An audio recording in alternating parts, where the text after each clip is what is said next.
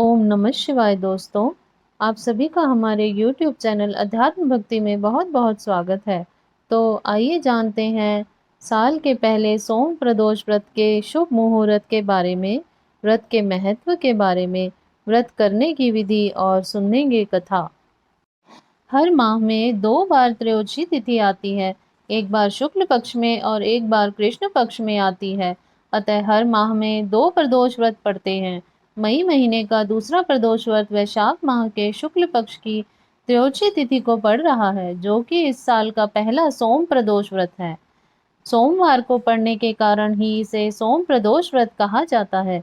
प्रदोष व्रत सोमवार को पड़ना बेहद ही शुभ माना जाता है, क्योंकि सोमवार का दिन भगवान शिव को समर्पित होता है। इसलिए मान्यता है कि सोम प्रदोष व्रत पर भगवान शिव की उपासना करने से सभी मनोकामनाएं पूरी होती हैं। इस साल के पहले सोम प्रदोष व्रत को सिद्ध योग और चित्रा नक्षत्र में मनाया जाएगा। सोम प्रदोष व्रत के दिन चित्रा नक्षत्र सूर्योदय से लेकर पूरी रात तक है। वहीं सिद्ध योग सूर्योदय से लेकर दोपहर 12:11 तक है। उसके बाद व्यतिपात योग शुरू होगा। इस साल का पहला सोम प्रदोष व्रत पर रुद्राभिषेक का सुंदर संयोग बन रहा है।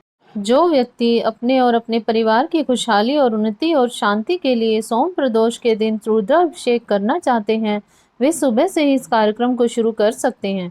प्रदोष व्रत करने से और शिवजी जी की पूजा करने से व्यक्ति के सभी दुख और संकट दूर होते हैं। साथ ही शिवजी जी की कृपा से जीवन में सुख, समृद्धि, धन, संपदा और संतान की प्राप्ति होती है। ऐसे में माना जाता है कि सोम प्रदोष व्रत करने से व्यक्ति की सभी मनचाही इच्छाएं पूरी होती हैं। आइए जानते हैं इस साल का पहला सोम प्रदोष व्रत कब है और शिव पूजा का विशेष मुहूर्त कब है। वैशाख माह के शुक्ल पक्ष की त्रयोदशी तिथि 20 मई दिन सोमवार को दोपहर 3:58 पर शुरू हो जाएगी और मंगलवार को 21 मई के दिन शाम को 5:39 पर समाप्त होगी। ऐसे में त्रयोदशी तिथि प्रदोष काल का पहला सोम प्रदोष व्रत 20 मई को रखा जाएगा। सोम प्रदोष व्रत के अवसर पर शिव पूजा के लिए 20 मई के दिन 2 घंटे का अति शुभ मुहूर्त मिलेगा।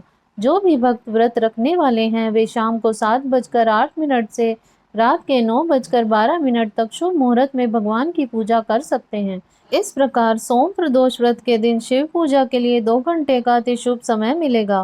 प्रदोष व्रत की पूजा की विधि इस प्रकार है। इस दिन सुबह जल्दी उठकर स्नान करें, उसके बाद पूजा स्थल को साफ कर लें, भगवान शिव की स्थापित मूर्ति या शिवलिंग को स्नान कराएं, साथ ही पार्वती जी की मूर्ति को भी स्नान कराएं या गंगा जल छिड़कें। अब भगवान को चंदन, पुष्प, अक्षत, धूप, बेलपत्र, दक्षिणा और नैवेद्य आदि अर्पित करें।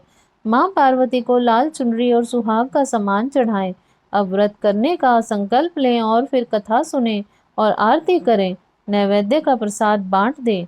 शाम को प्रदोष काल में पुनः स्वच्छ होकर भगवान को भोग लगाएं और सबको प्रसाद बांट दें और स्वयं भी ग्रहण करें।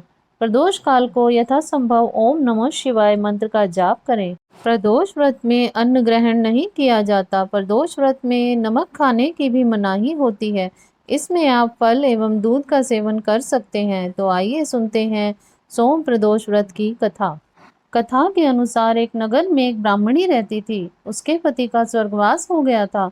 उसका अब कोई सहारा नहीं था, अतः वह सुबह होते ही अपने पुत्र के साथ भीख मांगने निकल जाती थी। इस तरह वह अपना और अपने पुत्र का पेट पालती थी।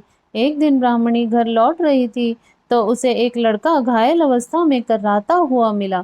ब्राह्मणी उसे अपने घर ले आई। वह लड़का विदर्भ का राजकुमार था।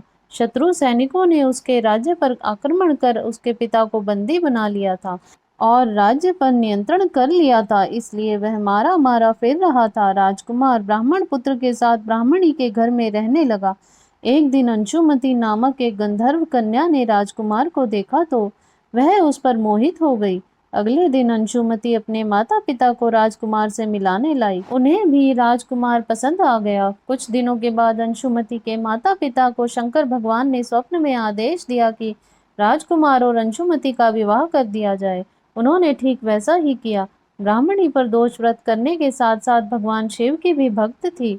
प्रदोष व्रत के प्रभाव और गंधर्व राज की सेना के सहायता से राजकुमार ने विदर्भ से शत्रुओं को खदेड़ दिया और पिता के साथ फिर से सुखपूर्वक रहने लगा। राजकुमार ने ब्राह्मण पुत्र को अपना प्रधानमंत्री बनाया। इस प्रकार भगवान शिव जी और माता पार्वती के आशीर्वाद से जैसे गरीब ब्राह्मणी और राजकुमार के दुख दूर हुए, प्रभु ऐसे ही कथा कहने और कथा सुनने वाले सभी के दुख दूर करेंगे। और प्रभु आप सभी की मनोकामनाएं पूर्ण करें। तो आशा करती हूँ आपको मेरे द्वारा दी गई जानकारी पसंद आई होगी। कृपया चैनल को सब्सक्राइब करें, वीडियो को लाइक और शेयर ज़रूर करें। धन्यवाद।